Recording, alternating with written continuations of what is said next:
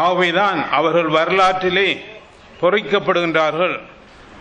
தன்னாமனை வரலாற்றிலே, மட்டக்களப்பு மாவட்ட வரலாற்றிலே, கிழக்கு மாகாண வரலாற்றிலே, இலங்கையிலேயே அவர்கள் கால் தடம் பதிக்கின்றார்கள், பொறிக்கப்படுகின்றார்கள் என்று கூறினால் மிகையாகாது. ஏனென்றால் தென்னாசிய விளையாட்டரங்கிலே வெற்றி கொண்டு வந்ததால் அவர்களால் இலங்கை நாடு பெருமை அடைகின்றது, எங்களது கிழக்கு மாகாணம் பெருமை அடைகின்றது, மட்டக்களப்பு மாவட்டம் பெருமை அடைகின்றது, அதே போல தன்னாமனையும் பெருமை அடைகின்றது. இவ்விதமாக இந்த இருவரும் இவ்வளவு சாதனை படைத்ததற்கு காரணமாயிருந்தவர்கள் பலர். அவர்களை நாங்கள் என்றும் நினைவு கூறுகின்றோம்.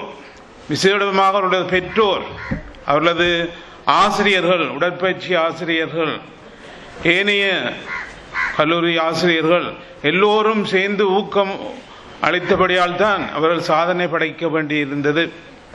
அது மாத்திரமல்ல, அதற்காக கடின உழைப்பு உழைத்திருக்கின்றார்கள், கடின பயிற்சி செய்திருக்கின்றார்கள், பல தியாகங்கள் செய்திருக்கின்றார்கள்.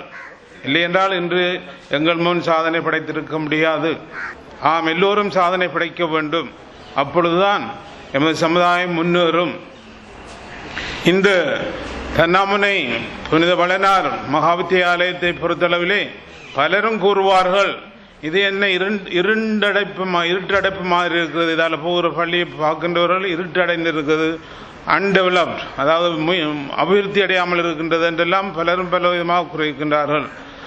ஆயினும் இதற்கும் ஒரு விடிவு காலம் வரும் என்று நாங்கள் கடவுளை பார்த்து மன்றாடி இருக்கின்றோம். அந்த விடிவு காலத்தை கொண்டு வந்திருக்கின்றார் எங்களது கௌரவ அமைச்சர்.